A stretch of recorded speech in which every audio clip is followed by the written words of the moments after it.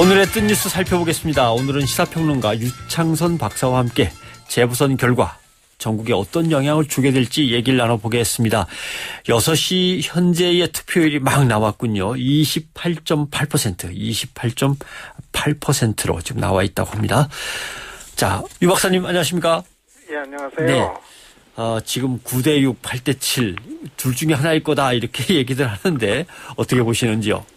예, 선거전 시작된 이후에는 여론조사 결과들 나온 거를 토대로 해가지고 예. 여당 새누리당이 승리할 것 같다 이런 전망들이 좀 많이 나왔었거든요. 네. 그래서 이제 9대6 얘기가 이제 많이 나왔었고 좀 줄어서 이제 8대7 얘기도 나오고 그러는데 좀 최종적인 결과 더 좀 지켜봐야 될 것 같습니다. 왜냐하면은 선거전 이제 종반 들러서면서는 경합 지역이 상당히 좀 늘어났거든요. 수도권에서 새정치연합하고 정의당 간의 후보 단일화가 이루어지면서 그 단일화 효과도 어느 정도 좀 있었던 거로 보이고 그리고 무엇보다 그동안 이완됐던 야권 지지층이 그 단일화를 계기로 또 이제 어느 정도 결집하는 이런 양상을 좀 이제 보였기 때문에 아마 좀 막판 판세는 좀 다르게 좀 읽을 필요가 있지 않겠는가. 그래서 저는 8대7, 7대8 거꾸로 이런 정도의 어떤 전체적으로 좀 이제 접전 양상으로 지금 진단을 해도 되는 거 아닌가 좀 이제 생각을 합니다. 네.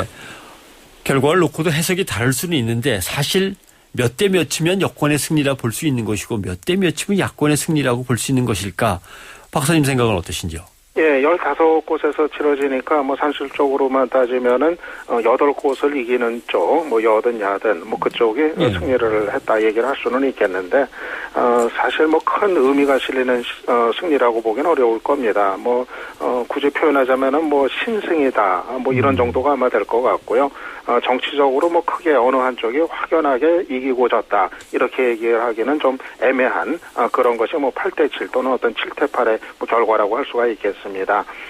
적어도 정치적 의미가 실리는 승리를 거뒀다 얘기하려면은 여든 야든 간에 15곳 가운데서 9곳 정도에서는 승리를 해야 그래야 이제 그런 얘기가 가능하지 않겠는가 이제 생각이 됩니다. 네. 특히 새누리당 같은 경우는 기존의 그 의석이 이 15곳 가운데 새누리당이 이제 9곳이었거든요. 예. 그렇기 때문에 한 9곳 정도는 그래도 당선을 시켜야 일단은 현상 유지도 이제 하는 거고 좀 이겼다 하는 얘기가 비로소 가능하지 않겠는가 생각이 이제 됩니다. 네. 일단 여당은 과반 의석 확보를 확실히 해야겠죠. 예. 그렇죠. 만약에 과반 의석이 무너지면은 여당 지금 박근혜 정부 난리가 이제 나는 거죠. 예. 그런데 현실적으로는 그렇게까지 가기에는 좀 쉽지 않은 그런 환경으로 판단이 됩니다. 새누리당이 과반 의석을 얻으려면은 그러면은 15곳 가운데 4곳에서만 당선을 시키면은 그거는 이제 유지가 이제 되는 거거든요. 지금 여러 가지 그 환경 판세 이런 거 놓고 봤을 때 4석 정도에서 승리를 거두는 것은 별 이렇게 어려움은 없을 거로 그렇게 이제 예상이 이제 됩니다. 그렇기 때문에 이번 재보선의 그 결과를 평가하는 그 기준을 새누리당이 과반을 확보를 했느냐 못했느냐 이걸 가지고 이제 여와야의 어떤 승패를 가르는 그런 기준으로 삼는 거는 좀 현실적으로 맞지 않다. 좀 그렇게 이제 생각을 이제 합니다. 네. 사실은 과반 의석이냐 그것이 아니냐 이 기준은 현실적으로 봤을 때는 별 의미가 없는 그런 거로 좀 보면 될 것 같습니다. 오늘 선거의 결과와 관계없이 국정 주도권은 여당이 쥐고 가게 될 것이다. 이제 이렇게 볼 수 있는 것인데 박근혜 대통령에 대한 부정적인 평가가 처음으로 50%를 넘었다. 이제 이런 얘기가 나오면서 혹시 그래도 선거의 결과가 박 대통령의 조기 레임덕을 뭔가 그래도 꿈틀거리게 실마리를 제공하지 않을까 이런 얘기들도 있어요. 예, 현재로서는 새누리당이 패배하는 경우도 배제할 수 없는 그런 또 이제 경우의 수라고 이제 생각이 이제 됩니다.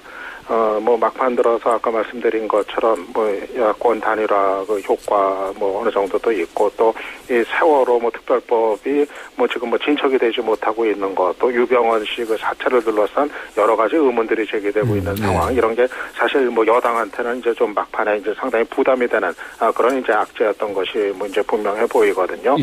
결과는 여전히 유동적이다 이렇게 이제 생각이 되는데 만약 새누리당이 패배를 했을 때 그때는 사실 뭐 이번 재보선의 의미가 박근혜 대통령에 대한 이제 그 중간 평가 이런 의미를 이제 가질 수밖에 없는 거기 때문에 결국은 박근혜 대통령에 대한 심판으로 이렇게 해석이 되면서 박 대통령의 이제 그 레임덕이 뭐 본격화되는 이런 거로 뭐 받아들여질 가능성이 뭐 커 보입니다.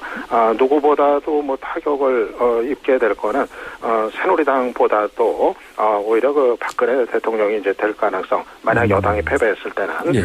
그런 이제 경우라고 하겠습니다. 예. 야권도 역시 정치적인 기로에 서 있는 건 마찬가지인 것 같습니다. 뭐 아주 투표율을 높이기 위해서 사력을 다하는 모습을 볼 수 있었는데요. 그런가 하면 새정치민주연합 의원들 사이에서는 조기 전당대회 얘기도 조금씩 나오고 뭐 충분히 가능성이 있겠습니까? 예, 그렇죠. 만약에 새정치연합이 패배하는 경우, 그때는 아마 새정치연합은 뭐 내부에서 뭐 폭발을 하게 될 거로 이제 보입니다.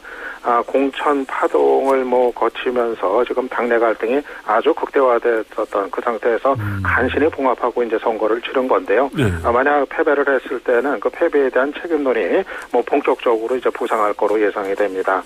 당장 그 김한길 그 안철수 공동대표의 이제 퇴진을 염두에 둔 당권 교체를 염두에 둔 조기 전당대회 그 소집 요구가 아마 확산이 될 거고, 아마 패했을 경우는 두 대표도 그 조기 전당대회 요구를 그 피해가기가 대단히 어려운 상황이 되지 않겠는가 예상이 됩니다. 그래서 새정치연합이 패했을 경우는 그야말로 앞길이 이제 어떻게 될지 모르는 그야말로 뭐 말 그대로 이제 비상 상황에 뭐 들어간다, 이렇게 봐도 무방하겠습니다. 네. 세월호 국정조사나 세월호 특별법 처리를 놓고 야권이 여권에 대해서 이제 공세를 강화하고 있었고, 지금도 뭐 계속 밀어붙이고는 있습니다만은, 만약에 선거 결과 야권의 성적이 기대 이하로 나온다면 이 세월호 관련 이런저런 정무적인 처리라든가 아니면 정치적 처리에서 어떤 영향이 미쳐질까요? 예, 뭐 아주 민감한 영향을 주게 될 거로 네. 보입니다.